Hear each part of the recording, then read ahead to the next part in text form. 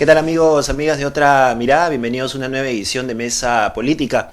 Esta semana ha sido una semana marcada por una agenda de diversas protestas en nuestro país.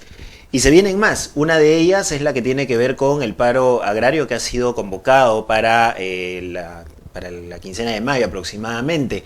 Es la primera vez en la historia que los principales gremios agrarios se están juntando, presentando una plataforma de reclamos bastante seria y que está obligando también al gobierno a mirar con mayor seriedad este pliego que se está presentando. Pero ¿qué es lo que están exigiendo tanto la Convención Nacional del Agro como la Junta de Usuarios de Riego del Perú? Para conversar sobre estos temas estamos ya con Eduardo Segarra, especialista en temas agrarios, a quien le damos la más cordial bienvenida. Eduardo, ¿qué tal? ¿Cómo está? Muy Bienvenido. bien, gracias. ¿Qué es lo que está pasando en este momento? ¿Por qué se ha generado todo este movimiento? Los gremios agrarios hablan de que no hay posibilidades de un diálogo con el sector agricultura. ¿Qué es lo que están reclamando en estos momentos? Bueno, hay una serie de demandas de la agricultura que ya se han acumulado muchos años. La verdad es que sería difícil sintetizar en una sola. Yo quizás la podría decir en términos de que no hay una política agraria. Sobre todo no hay una política agraria para la agricultura familiar, para la pequeña agricultura. Y en realidad los gremios vienen planteando sus demandas hace bastante tiempo, pero no son escuchados. Uno de los temas elementales que ellos plantean es que en los últimos 2 años han habido 4 ministros. Llegaban a algún tipo de acuerdo con un ministro y ya se estaba cambiando, ¿no? Entonces hay una sensación en general de profundo abandono del tema agrario. Ninguno de los últimos gobiernos, y no le compete esto solo a este gobierno, sino también los anteriores, ha sabido o ha querido hacer una política agraria sobre todo orientada al pequeño productor familiar, que en el Perú son más de 2.200.000. Lo que hay es una política sesgada hacia el sector agroexportador, ¿no? Prácticamente en cada discurso presidencial pareciera que lo único que existe en la agricultura es el sector agroexportador costeño.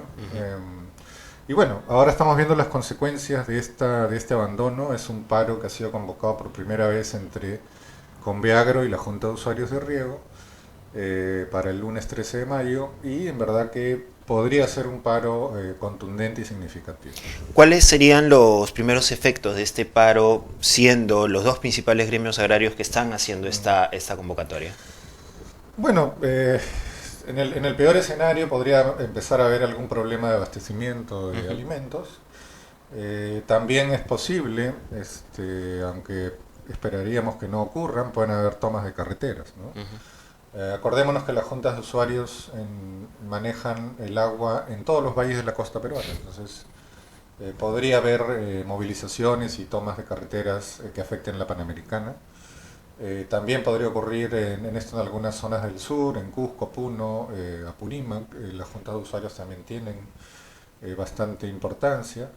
En general hay una situación y varias federaciones campesinas, entre ellas la Federación de Puno, por ejemplo, se están plegando al paro, donde parece ser que este paro estaría teniendo potencialmente bastante impacto, ¿no?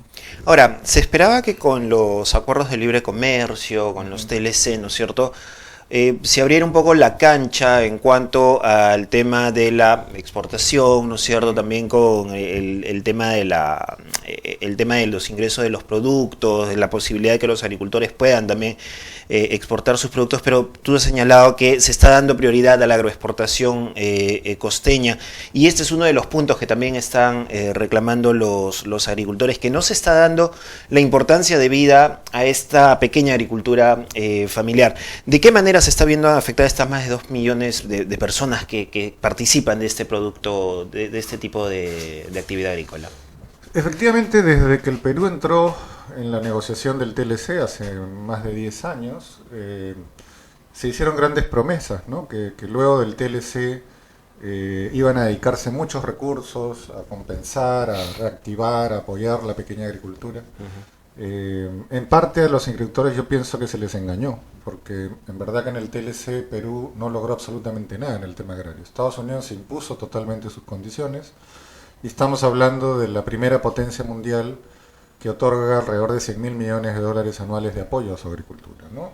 20.000 millones de dólares son subsidios y hay una serie de otros apoyos que otorgan.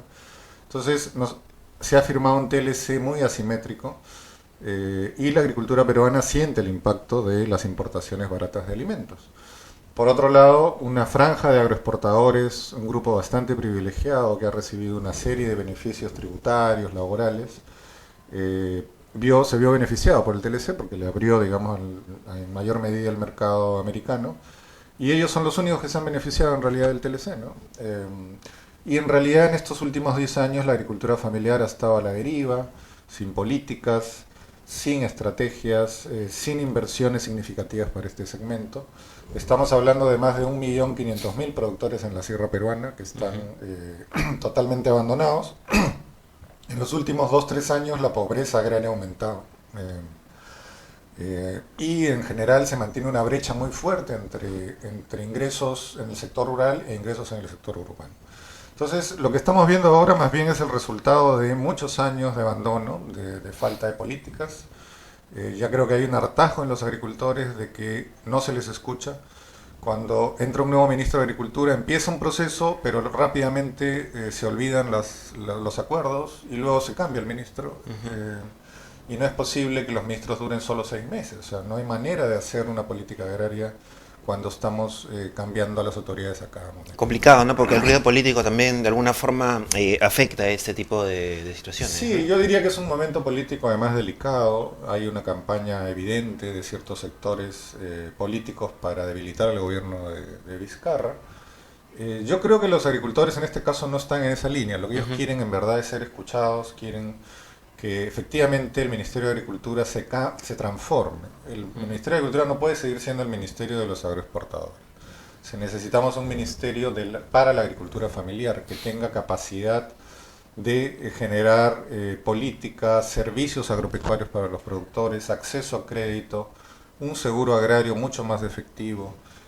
También un tema del manejo del agua en el cual ha habido, creo, errores desde el Estado, porque a las juntas de usuarios se les ha planteado un modelo de manejo del agua en el cual las directivas de las juntas de usuarios prácticamente han pasado a ser funcionarios públicos. Las juntas de usuarios sienten que el Estado ha generado una norma que los ha agredido, que ha generado un problema, y en ese sentido también ellos están exigiendo cambios a esa normatividad, que los afecta seriamente, afecta su operatividad, su legitimidad como autoridades. Y el Estado se ha demorado, hace 3 años las juntas vienen pidiendo ese cambio normativo y hasta ahora eso no ocurre. Entonces todo este abandono, esta falta de canales de manejo de las demandas, seguido a que la prensa también y los medios no informan casi nada de lo que ocurre en las zonas rurales, casi todos son los problemas urbanos, digamos, como es natural. Entonces, bueno, hoy día lo que vemos es una nueva situación. Creo que de otro lado el paro abre también oportunidades a que el gobierno escuche, que cambie de rumbo. Ya debe dejar esta idea de que lo único importante es la agroexportación, que está bien que haya agroexportación, es muy bueno para el país, pero eso solo son 100.000, 150.000 hectáreas en la costa, y tenemos casi 5 millones de hectáreas en el resto del país que están totalmente abandonadas. ¿Y con qué sectores está dialogando el gobierno, que son sectores que no están siendo reconocidos por estos gremios que van a ir al paro el día lunes? No, digamos, yo he visto que la ministra tiene un real espíritu de diálogo, ¿no? Ha tratado, digamos, de conversar, de dialogar, y creo que eso se va a mantener. El problema es que no se ha institucionalizado el diálogo con la agricultura, ¿no?